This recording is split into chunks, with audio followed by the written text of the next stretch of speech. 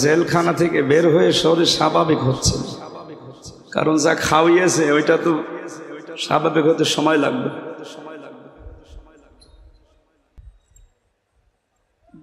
আমার শরীর কণ্ঠ কিছু তো সাপোর্ট করছে না, এইভাবে করলে তো কালকের মাহফিল হবে না।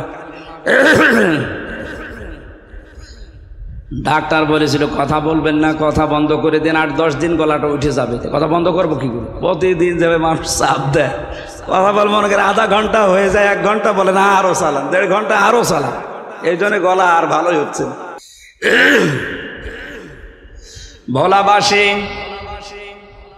যুবতী মেয়েকে ডাক দিয়ে বললেন, খলিফা যে কি বলো, তোমার মাথা ঠিক আছে? বলে হ্যাঁ ঠিক আছে, আমি নিজ জ্ঞানে নিজ ইচ্ছায় সজ্ঞানে স্বইচ্ছায় এই কাজ করেছি, কিন্তু কেন করলাম এটা আপনাকে জানা লাগবে, তারপরে আপনি রায় দেবেন।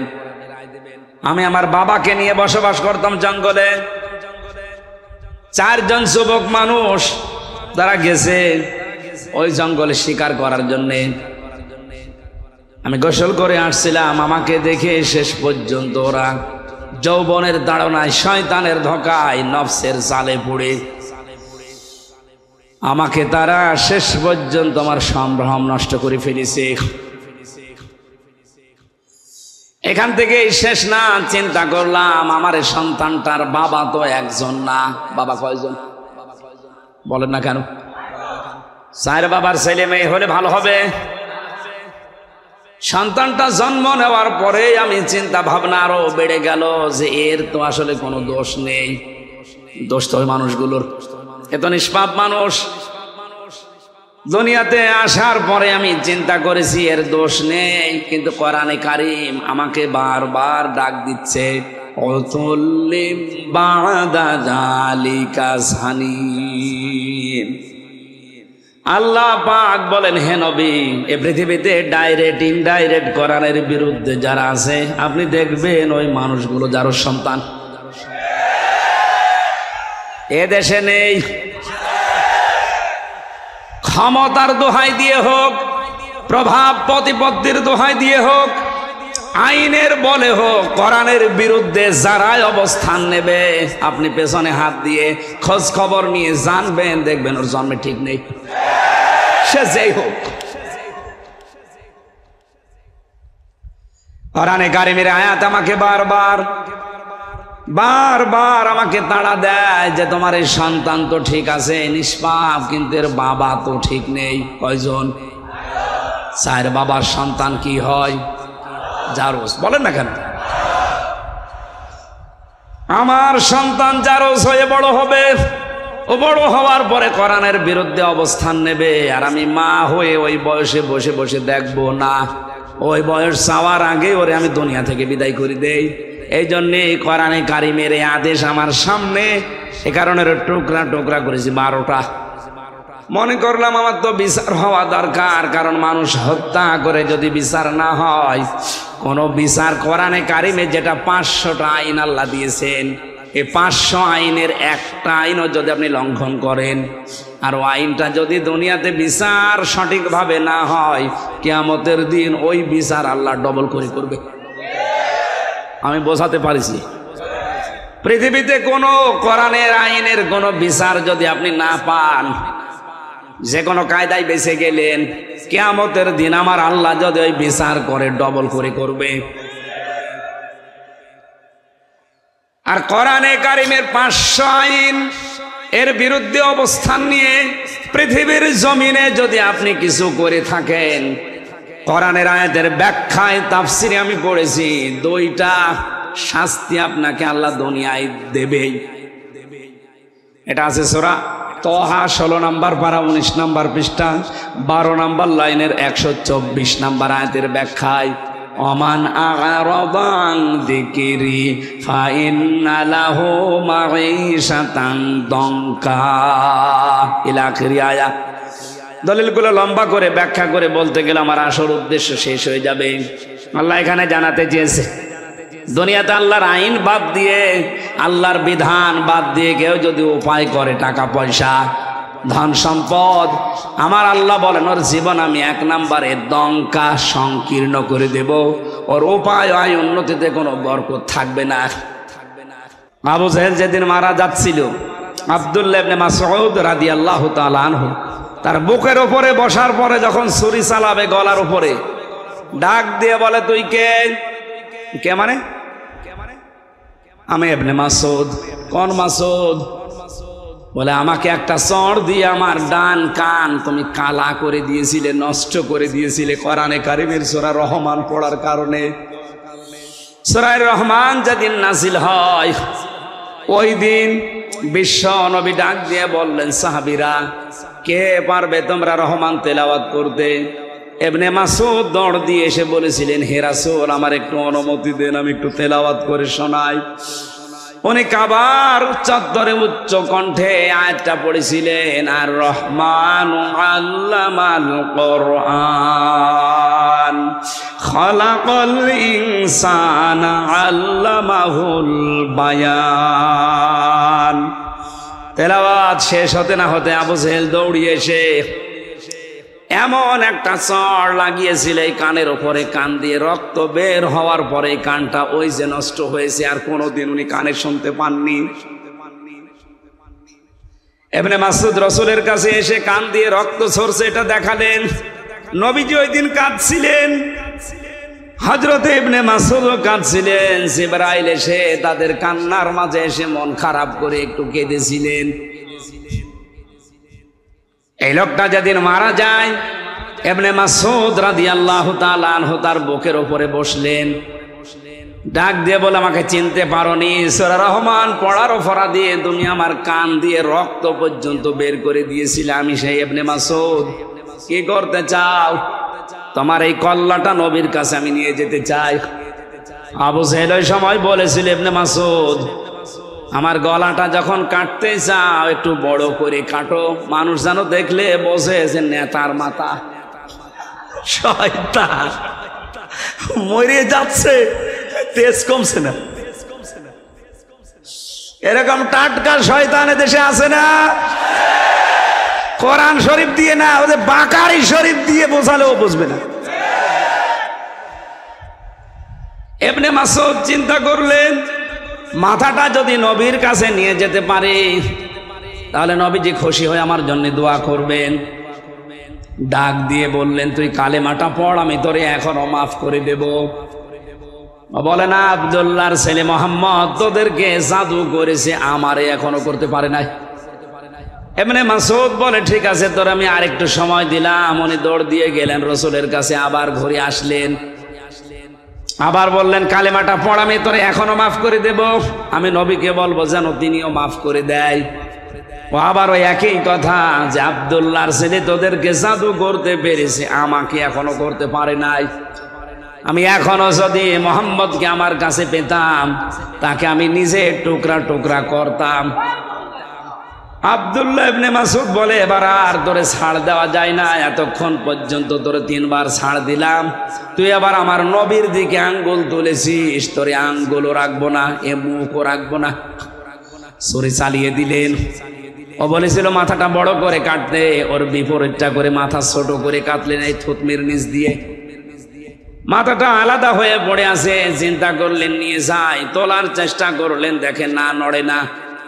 তরবারি ছিল যেটা, কানের একদিকে ছিদ্র করলেন, এক কানের ভেতরে ছিদ্রি করে রশি ঢুকিয়ে প্যাচ দিয়ে বেঁধে আর আগা দিয়ে টান দিলেন, দেখে না, মাথা নড়ে না। চিন্তা করলেন, এ শয়তানের মাথায় এত ভারী হয়ে গেল কি করে? আমি একটা যুবক মানুষ, এত চেষ্টা করি মাথা নড়ানোর, কিন্তু নড়ে না। উনি বললেন, দেখি আর একটা কান ছিদ্র করি। দ্বিতীয় কান ছিদ্র করে ভেতরে রশি ঢোকালেন। রশির 2 মাথা টাইট করে বেঁধে নিজের বুকের কাছে রশি দিয়ে এবার টানতে আরম্ভ করলেন। দেখা, হ্যাঁ, মাথা নড়ে।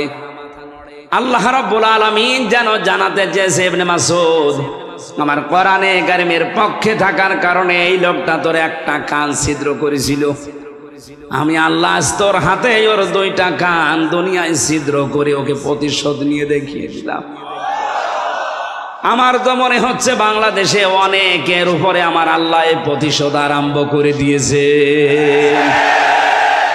আপনি একটা মানুষকে মারবেন, মেরে ফেলেন, চোখ তুললেন কোন কারণে? মনে করছেন তার মা বাবার দোয়া বৃথা যাবে? কখনো না। কারণ মায়ের দোয়া আর বাবার দোয়া আরশে চলে যায়। তার মায়ের ওই কান্না আমি ওই বছরে শুনেছিলাম, বাবার আফসোস দেখেছিলাম। বারবার মা বাবা বলছিল আমার ছেলেকে তোরা মারবি, মেরে ফেল, কিন্তু আমার ছেলেটা চোখ তুলি নিলি কোন কারণে? আমার মনে হয় মা বাবা তাহাজ্জুদের পাটিতে বসে আল্লাহর দরবারে বিচার দিয়ে ফেলেছিল। ওই বিচার আমার আল্লাহ এখনো পর্যন্ত ভুলে যায় নাই। আপনি তার এক চোখ তুলেছিলেন, দুই চোখ তুলেছিলেন, আপনাকে আল্লাহ এত টুকরা টুকরা করে দুনিয়া থেকে বিদায় দিয়েছে যে জানাজা পড়ানোর জন্য একটা টুকরা এখন পাওয়া যাচ্ছে না।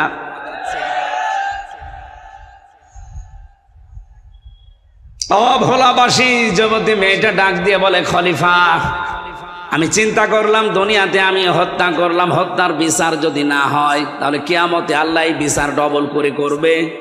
সুতরাং আমি যেন বিচার তাড়াতাড়ি পাই, এই কারণে আপনার বারান্দায় রাতের বেলা চুরি করে লাশটা রেখে গেছি। হযরত ওমর বললে, মেয়েটা তুমি কেন এই 3 দিন তাহলে আসলে না? আমার চিন্তায় খাওয়া দাওয়া বন্ধ হয়ে গেছে। মেয়েটা বলে, খলিফা জানের মায়া আমারও আছে। ছেলেটা হত্যা করার পরে আমি মনে মনে ভাবছিলাম যে না, মনে হয় বেঁচে যেতে পারবো যদি ধরা না পড়ি, কিন্তু কোরআনে কারীম আমাকে বাঁচতে দিল না। বারবার যেন আমাকে তাড়া দিয়ে বেড়ায় যে তাড়াতাড়ি দুনিয়ায় বিচারটা করে ফেলো। আমি এসেছি, আপনি জলদি করে হায়াত থাকতে আমার বিচারটা শেষ করেন, মরণের পরে যেন বিচার আর আল্লাহ ডবল করে করতে না পারেন। হযরত ওমর রায় দেবেন, হঠাৎ তাকিয়ে দেখলেন ওই 4 জন যুবক এসে হাজির। ডাক দিয়ে বলে, তোমরা কারা? বলে, আপনি যে বিচারের রায় দেবেন বলে দাঁড়িয়েছেন, বসে আছেন, ওই বিচারের আসল আসামি আমরা 4 জন। এই মেয়েটার কোনো দোষ নেই, গোসল করে আসছিল, এই জন্য ওর যৌবনের দিকে তাকিয়ে আমরা শয়তানের ধোকায় নফসের জালে পড়ে পাগল হয়ে অনমাদ হয়ে আমরা এই কাজ করে ফেলেছিলাম। হযরত ওমর ডাক দিয়ে বলে, যুবকেরা তাহলে 4 দিন তোমরা আসলে না কেন? 3 দিন পার হয়ে গেল। তারা বলছে, খলিফা কাজটা করার পরে শয়তান যেহেতু আমাদের কাছে আর ছিল না, এখানে একটা মাসলা বের হয়, কোন অপরাধ যদি আপনি করেন মনে করবেন শয়তান আপনাকে দখল করে ফেলেছে, কাজটা শেষ হওয়ার পরে শয়তান যখন আপনার কাছ থেকে পৃথক হয়ে যায় তখন মনে মনে আপনার একটা আফসোস আছে। আমরা জেনা করার পর শয়তান যেহেতু আমাদের কাছে আর নেই, আমাদের বিবেক তখন আমাদের তাড়া দিচ্ছে যে কি করলাম। কিন্তু আমাদের তো জীবনের মায়া আছে। মনে মনে ভাবছিলাম যদি এটা ধরতে না পারে তাহলে মনে হয় আমরা বেঁচে যেতে পারবো, আর বিচার হবে না। কিন্তু আমরা এদেশে কোরআনে কারীম পড়ি, বুঝি, জানি, কোরআন আমাদেরকে বাঁচতে দিল না। এই 3 দিন আমাদেরকে তাড়া দিয়ে বেড়াই কোরআনের আয়াত, ইয়া আইয়ুহাল্লাযীনা আমানু কুতিবা আলাইকুমুল কিতালু ফিল কতলা। আল্লাহ রাব্বুল আলামিন ঈমানদারদের জন্য এই কিসাসের এই যে বিধান, মানুষ হত্যা করলে হত্যা করা লাগবে, এটা লিখে দিয়েছেন। এটা ফরজ না, এটা লিখা, একেবারে সই স্বাক্ষর করে স্টাম্প করা বিধান। কোরআনের আয়াত আমাদেরকে বারবার তাড়া দেয় যে তাড়াতাড়ি বিচারটা দুনিয়ায় করে ফেলো। আমরা জীবনের মায়া থাকার পরও কোরআনের তাড়া খেয়ে আর বাঁচতে পারলাম না। আপনি জলদি করে দুনিয়ায় বিচারটা করেন, মরণের পরে যেন এ বিষয়ে আল্লাহ আমাদেরকে আর জিজ্ঞাসা না করে। আমি যেটা বোঝাতে চাচ্ছিলাম এই ছোট্ট ঘটনা দিয়ে, পৃথিবীতে যদি কোরআনে কারীম বিজয়ী থাকে, কায়েম থাকে, প্রতিষ্ঠিত থাকে, মানবীয় গুণের কারণে হয়তো আমরা অপরাধী হব, গুনাহ করব, কিন্তু কোরআনে কারীমের তাড়া খেয়ে দুনিয়ার জীবন ত্যাগ করার আগে আমাদেরকে নিষ্পাপ করে আল্লাহ কোরআন দিয়ে বিদায় দেবেন। এই জন্যে তো বারবার বলছি কোরআনে কারীম কি করে কায়েম করা যায়, বিজয়ী করা যায়, এই চেষ্টায় আমাদের থাকা লাগবে।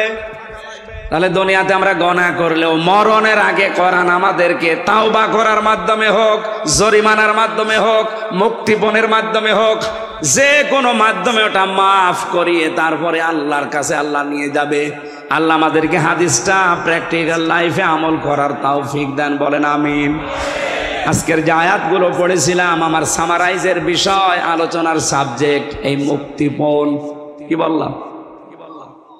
এটা দুনিয়ায় দেখলেন মুক্তিপণ দিয়ে হত্যার মামলা থেকেও বাঁচা যায়। কিয়ামতের ময়দানে আল্লাহ পাক বলেন হাজার হাজার লক্ষ মানুষের আমাকে মুক্তিপণ দিতে চাইবে। ওয়ালা ইয়াসআলু হামিমুন হামিমা ইউবাসসারুনাহু। এর আগে সূরা মাআরিজের 1 থেকে 9 নম্বর আয়াত পর্যন্ত আল্লাহ কিয়ামতের ভয়াবহতা তুলে ধরেছেন যে এক একটা দিন হবে 50,000 বছরের মতো লম্বা, পাহাড়গুলো উড়ে যাবে, সারা ময়দানে একটা আওয়াজ হতে থাকবে পানি চাই পানি চাই। এ কঠিন পরিস্থিতিতে আল্লাহ পাক বলেন সবচাইতে অন্তরঙ্গ বন্ধু দুনিয়া যে তোমার ছিল তাকে তোমার সামনে আনা হবে। ইউবাসসারুনাহু, খুব খেয়াল করে মিলাবেন নিজের সাথে।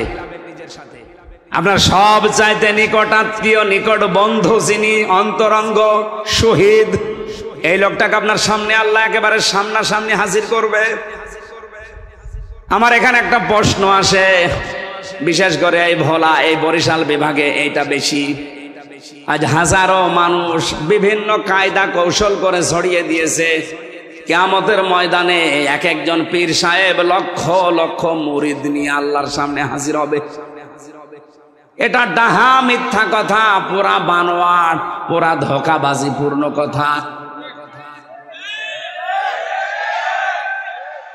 কোরআনে কারিমের সূরা মারিয়াম 16 নম্বর পারা 10 নম্বর পৃষ্ঠা 15 নম্বর লাইনের 95 নম্বর আয়াত, ওয়াকুল্লুহুম আতিহি ইয়াউমাল কিয়ামাতি ফারদা।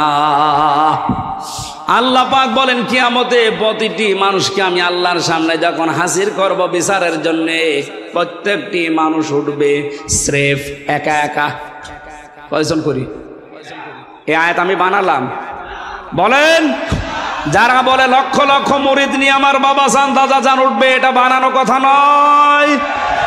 এই আয়াতের পুরা সাংঘর্ষিক। কিয়ামতে আপনি আল্লাহর কাছে উঠবেন স্রেফ একা একা, কেউ থাকবেন আপনার সাথে।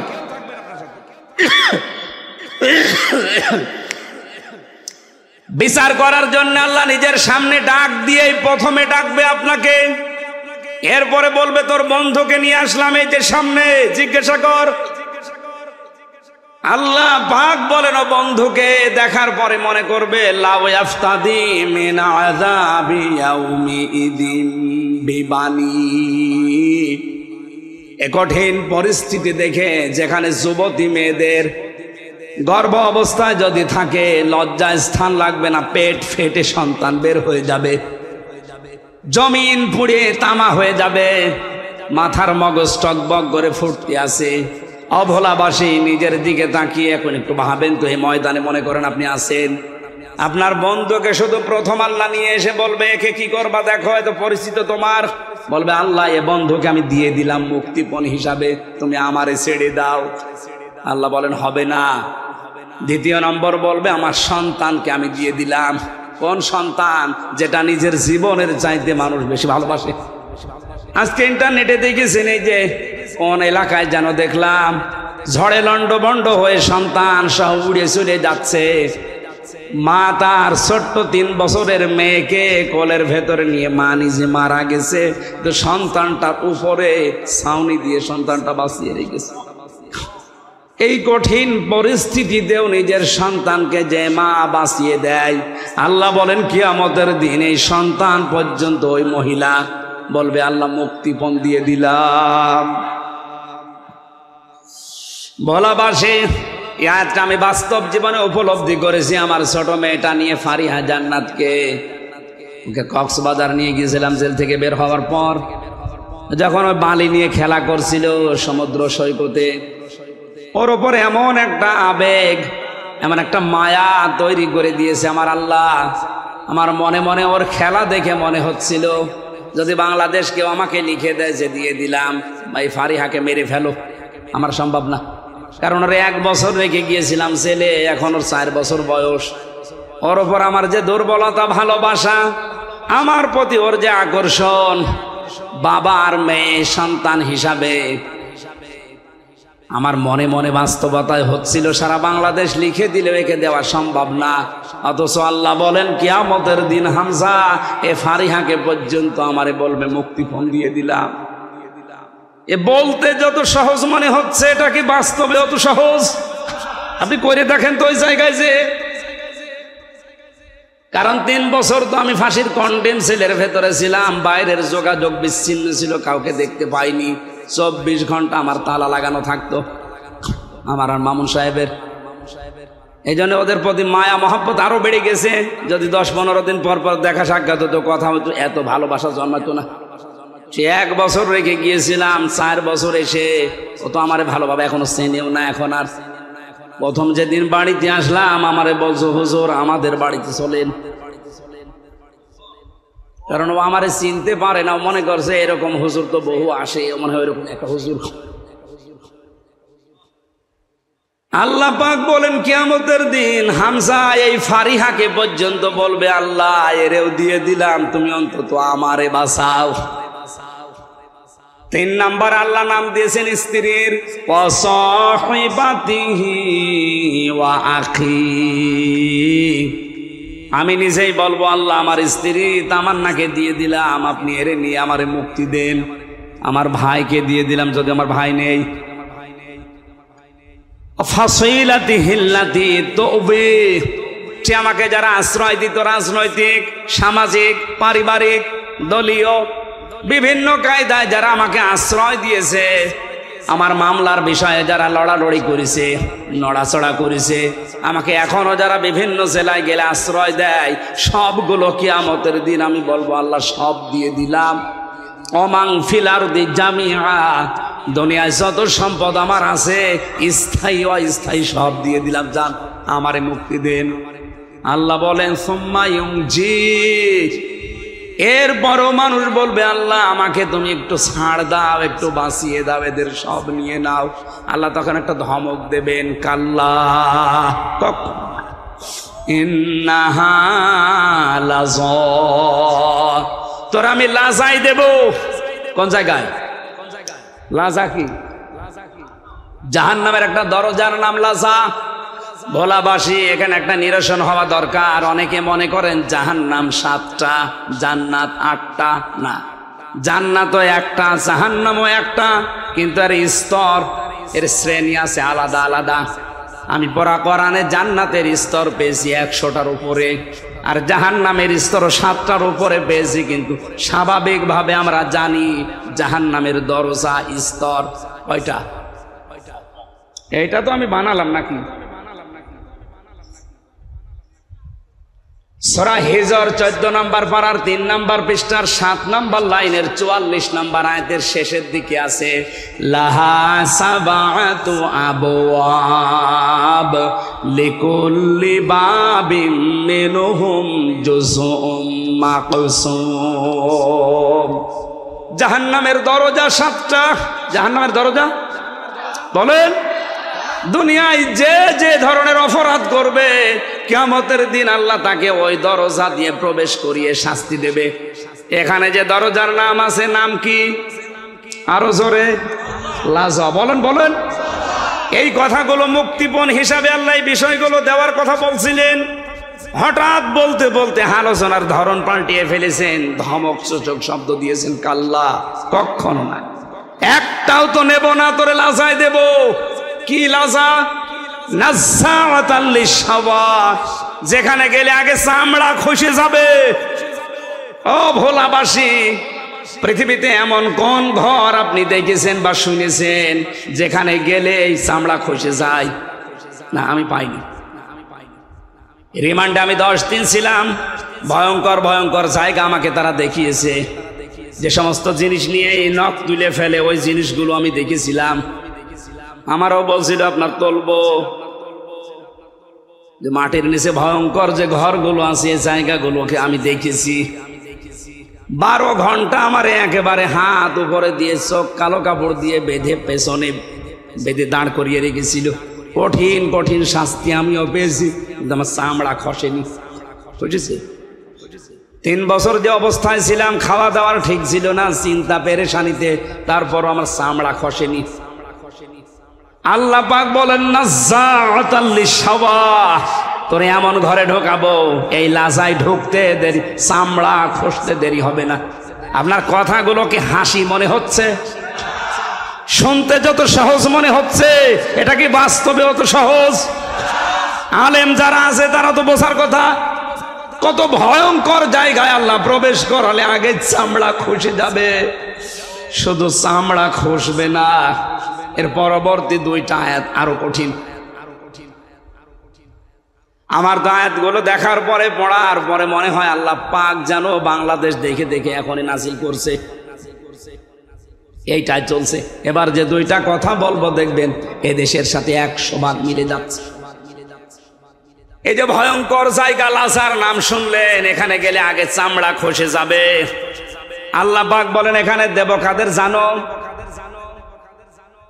ওই যে সাবাত আবওয়াব দেওয়ার পরে আল্লাহ দিয়েছেন লিকুল্লি বাবিম মিনহুম জুজউম মাকসুম। দুনিয়াতে যে যে ধরনের অপরাধ করবে তাকে আল্লাহ ওই দরজা দিয়ে প্রবেশ করাবে। এই লাজা নামক দরজা দিয়ে আল্লাহ কাদেরকে দিচ্ছে? ভোলায় আছে নাকি আপনি দেখেন তো। দুইটা গুণ যাদের ভেতরে পাওয়া যাবে তাদেরকে আল্লাহ এই লাজায় দেবে, গেলে আল্লাহ আগে চামড়া খসিয়ে ফেলবে। 1 নম্বরে আল্লাহ পাক বলেন লাজা ডাকবে তাদের, তাদউ মান আদবার ওয়া তাওয়াল্লা ওয়া জামাআ ফাআওয়া। 1 নম্বর সত্যের দিকে যাদেরকে আহ্বান করা হয়েছে, এ মানুষগুলো সত্যের দিক থেকে পৃষ্ঠ প্রদর্শন করে মুখ ঘুরিয়ে চলে গেছে। আর বাংলাদেশে এখন এই মানুষ বেশি। আমি যে 1-1.5 ঘন্টা ধরে ঝাড় শব্দের ব্যাখ্যা বলছিলাম, অনেক মানুষ এখনো পর্যন্ত কোরআনকে বিজয় করা এই কথা শুনলে রাজনীতি মনে করে, অথচ এটা সত্য কথা। রসুলের কথা কি কথা? কথা বলে না কেন? আমি যদি চেয়ারম্যান সাহেবকে এখন বলি টয়লেটে বাম পা দিয়ে প্রবেশ করে আল্লাহুম্মা ইন্নী আউযু বিকা মিনাল খুবুসি ওয়াল খাবাইস, এটা পড়ে আপনি বাম পা দিয়ে প্রবেশ করলেন, 5-7 মিনিট 10 মিনিট ওখানে বসলেন, গন্ধ জিনিসগুলো বের করে দিয়ে যখন ডান পা দিয়ে বের হবেন তখন বলেন গফরানাক আলহামদুলিল্লাহিল্লাযী আযহাবা আন্নিল আযা ওয়া আফানি। এই যে 8-10 মিনিট যত ব্যয় হয়েছে টয়লেটে পোড়াটা ইবাদত। পোড়াটা কি? কারণ এই পদ্ধতিটা রসুলের এই পদ্ধতি মেনে আপনি টয়লেটে 8-10 মিনিট 20 মিনিট আধা ঘন্টা কাটান, পুরা আধা ঘন্টায় কি এটা বুঝেছেন? এটা কি এই নিকৃষ্ট কাজ? আধা ঘন্টা যদি আপনি ইবাদত মনে করেন, আমি যদি টয়লেটের যে ভালো ভালো বিষয়গুলো আছে এগুলো যদি আমি এখন ব্যাখ্যা করে বলবেন হুজুর আরো বলেন। কারণ আপনার পেট থেকে এই গন্ধ জিনিস বের করে যদি আল্লাহ না দিত, প্রসাব যদি আপনার বন্ধ হয়ে যেত। আমি জেল থেকে বের হওয়ার পরে আমার প্রসাব বন্ধ হয়ে গিয়েছিল। ডাক্তারকে দেখানোর পরে আমারে বলছে প্রসাব আমরা চালু করে দিতে পারি, কমপক্ষে 12,000 টাকা লাগবে। প্রসাব বের করতে যদি 12,000 টাকা লাগে, এটা যে কত বিষয়গুলো ছাকনি দিয়ে ছাকার মতো এই টয়লেট দিয়ে এই প্রসাব দিয়ে আল্লাহ আমারা বের করে দেয়। এই জন্যই তো আযহাবা আন্নিল আযা ওয়া আফানি বলা হয়।